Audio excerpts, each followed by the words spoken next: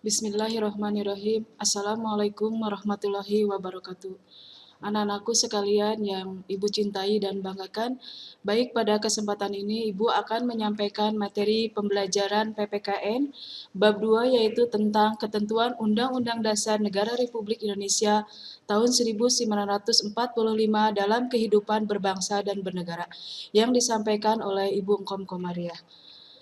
Pada kesempatan ini Ibu akan menyampaikan topik 3 yaitu tentang kemerdekaan beragama dan berkepercayaan Indonesia dan sistem pertahanan dan keamanan negara Republik Indonesia.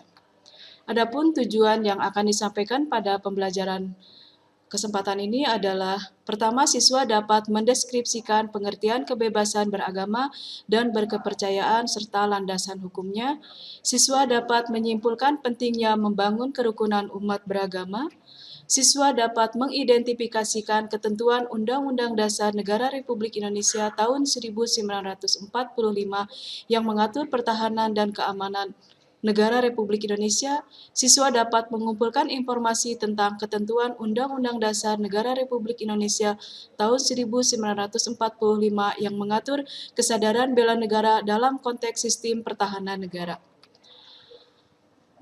Baik, ini adalah topik 3, kemerdekaan beragama dan berkepercayaan di Indonesia. Ada 2 yang ingin Ibu sampaikan, yaitu pertama, pengertian kemerdekaan beragama dan berkepercayaan.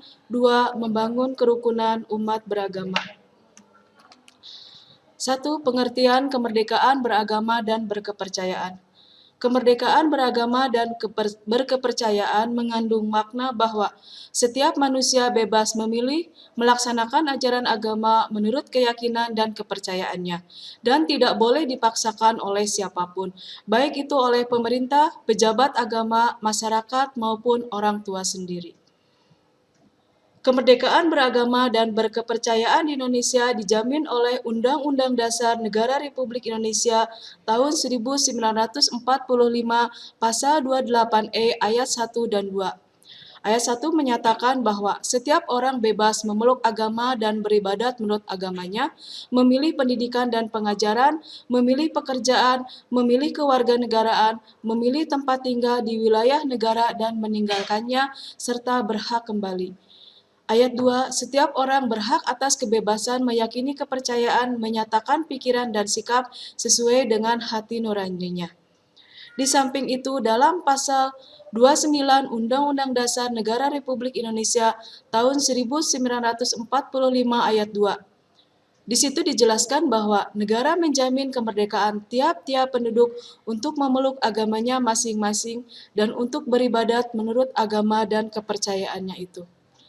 Ketentuan-ketentuan di atas semakin menunjukkan bahwa di Indonesia telah dijamin adanya persamaan hak bagi setiap warga negara untuk menentukan pilihan dan menetapkan pilihan agama yang dianut, menunaikan ibadah, serta segala kegiatan yang berhubungan dengan agama dan kepercayaan masing-masing. Dengan kata lain, seluruh warga negara berhak atas kemerdekaan beragama seutuhnya, tanpa harus khawatir negara akan mengurangi kemerdekaan itu. Sebagaimana diatur dalam pasal 28I ayat 1 Undang-Undang Dasar Negara Republik Indonesia tahun 1945 yang menyebutkan bahwa hak untuk hidup, hak untuk tidak disiksa, hak kemerdekaan pikiran dan hati nurani, hak beragama, hak untuk tidak diperbudak, hak untuk diakui sebagai pribadi di hadapan hukum, dan hak untuk tidak dituntut atas dasar hukum yang berlaku surut adalah hak asasi manusia yang tidak dapat dikurangi dalam keadaan apapun. Oleh karena itu, untuk mewujudkan ketentuan tersebut diperlukan hal-hal sebagai berikut. 1. Adanya pengakuan yang sama oleh pemerintah terhadap agama-agama yang dipeluk oleh warga negara. 2. Tiap pemeluk agama mempunyai kewajiban, hak dan kedudukan yang sama dalam negara dan pemerintahan. 3. Adanya kebebasan yang otonom bagi setiap penganut agama dengan agamanya itu. Apabila terjadi perubahan agama, yang bersangkutan mempunyai kebebasan untuk menetapkan dan menentukan agama yang dikehendaki. 4. Adanya kebebasan yang otonom bagi tiap golongan, umat beragama, serta pelindungan hukum dalam pelaksanaan kegiatan peribadatan dan kegiatan keagamaan lainnya yang berhubungan dengan eksistensi agama masing-masing.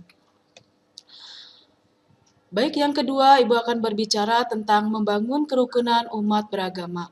Membangun kerukunan umat beragama yaitu adanya kesepahaman dan kesatuan untuk melakukan ajaran agama yang dengan menghormati perbedaan. Sarana untuk mempersatukan dan mempererat hubungan antar orang-orang yang tidak seagama, tetapi bukan ditujukan untuk mencampur adukan ajaran agama.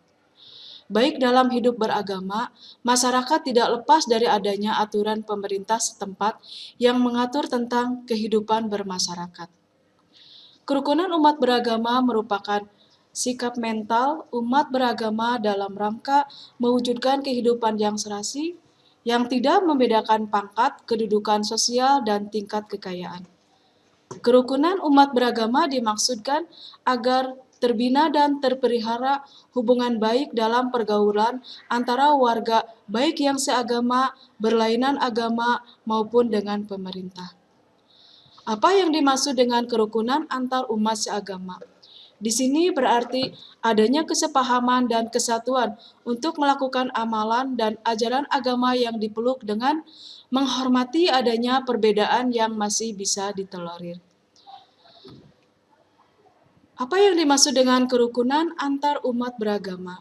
Adalah cara atau sarana untuk mempersatukan dan mempererat hubungan antara orang-orang yang tidak seagama dalam proses pergaulan di masyarakat, tetapi bukan ditujukan untuk mencampur adukan ajaran agama. Apa yang dimaksud kerukunan antar umat beragama dengan pemerintah? Maksudnya adalah dalam hidup beragama, masyarakat tidak terlepas dari adanya aturan pemerintah setempat yang mengatur tentang kehidupan bermasyarakat. Masyarakat tidak boleh hanya mentaati aturan dalam agamanya masing-masing, akan tetapi juga harus mentaati hukum yang berlaku di negara Indonesia.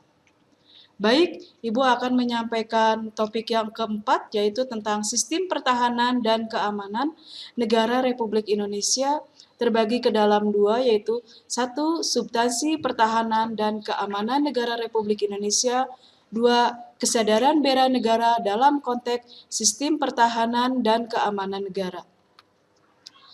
Satu, substansi pertahanan dan keamanan negara Republik Indonesia. Kita tahu wilayah Indonesia sangat luas, membutuhkan sistem pertahanan dan keamanan untuk menjaga stabilitas nasional.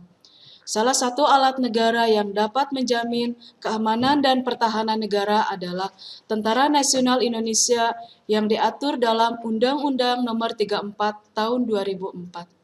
Dalam mempertahankan sistem pertahanan dan keamanan negara yang kokoh, dipertegas dalam pasal 30 ayat 1 sampai dengan ayat 5 Undang-Undang Dasar Negara Republik Indonesia tahun 1945 yang menyatakan sebagai berikut. Ayat 1. Tiap-tiap warga negara berhak dan wajib ikut serta dalam usaha pertahanan dan keamanan. Ayat 2. Usaha pertahanan dan keamanan negara dilaksanakan melalui sistem pertahanan dan keamanan rakyat semesta oleh Tentara Nasional Indonesia dan Kepolisian Negara Republik Indonesia sebagai kekuatan utama dan rakyat sebagai kekuatan pendukung. Tentara Nasional Indonesia terdiri atas Angkatan Darat, Angkatan Laut, dan Angkatan Udara. Sebagai alat negara bertugas mempertahankan, melindungi, dan memelihara keutuhan dan kedaulatan negara.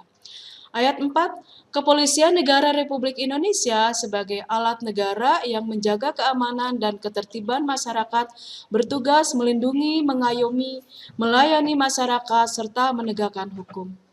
Ayat 5, susunan dan kedudukan Tentara Nasional Indonesia, Kepolisian Negara Republik Indonesia, hubungan kewenangan Tentara Nasional Indonesia dan Kepolisian Negara Republik Indonesia di dalam menjalankan tugasnya.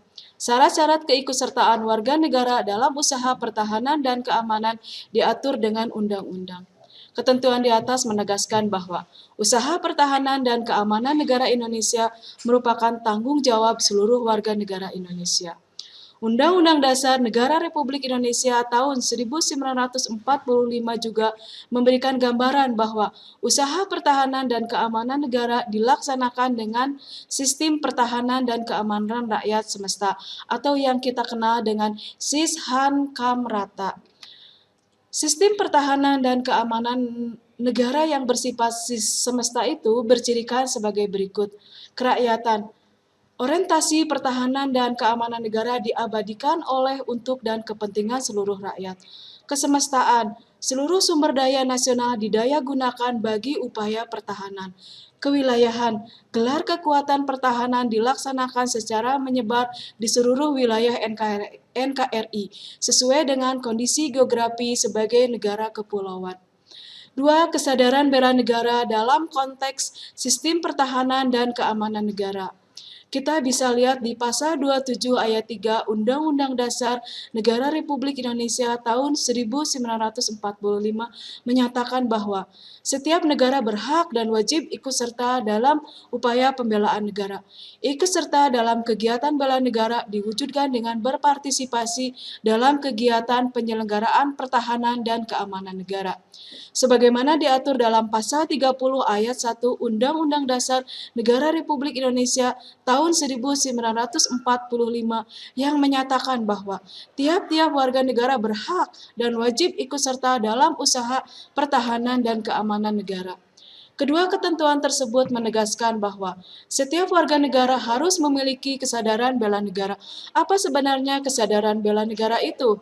Kesadaran bela negara pada hakikatnya merupakan kesediaan berbakti pada negara dan berkorban demi membela negara.